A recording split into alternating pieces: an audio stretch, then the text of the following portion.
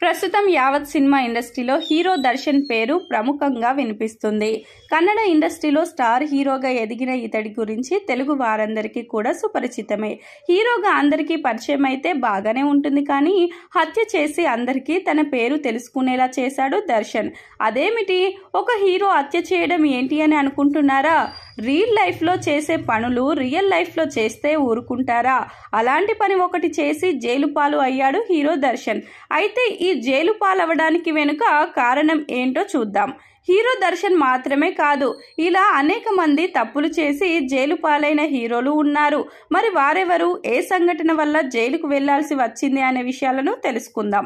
ముందుగా దర్శన్ విషయానికి వస్తే, పెళ్లైన భార్య కొడుకు ఉన్నప్పటికీ పవిత్ర గౌడ అనే ఒక కన్నడ నటితో 10 ఏళ్లుగా ప్రేమహైనం కొనసాగిస్తూ రిలేషన్షిప్ మెయింటైన్ చేస్తున్నాడు.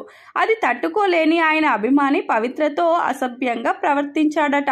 దాంతో మనుషులను పెట్టి సుపారీ ఇచ్చి మరీ హత్య చేయించాడు దర్శన్. దాంతో కటకటాల పాలవలసి వచ్చింది. ఇక దర్శన్ తరహాలోనే అమ్మాయి కోసం జైలు పాలైన మరో హీరో మలయాళ ఇండస్ట్రీలో ఉన్నాడు.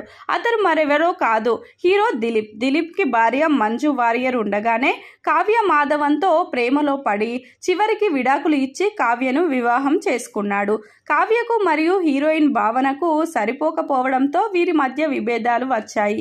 కావ్యకు మద్దతు ఇవ్వడం కోసం ఏకంగా భావనపై రేప్ అటెంప్ట్ చేయించాడు హీరో దిలీప్. దాంతో చాలా రోజుల పాటు జైల్లో గడపాల్సి వచ్చింది. ఇలా ప్రేమించిన వారి కోసం హత్యలు చేయించడం లేదా అమ్మాయిలను వేధించడం వంటివి చేయడం నిజానికి సల్మాన్ ఖాన్తో మొదలయ్యాయి. ఐశ్వర్య రాయ్ని ఎంతగానో ప్రేమించిన సల్మాన్, ఆమె వివేక్ ఓబరాయ్తో క్లోజ్గా ఉంటుందని ఆ కారణంతో అతనిపై దాడి చేయించాడు సల్మాన్.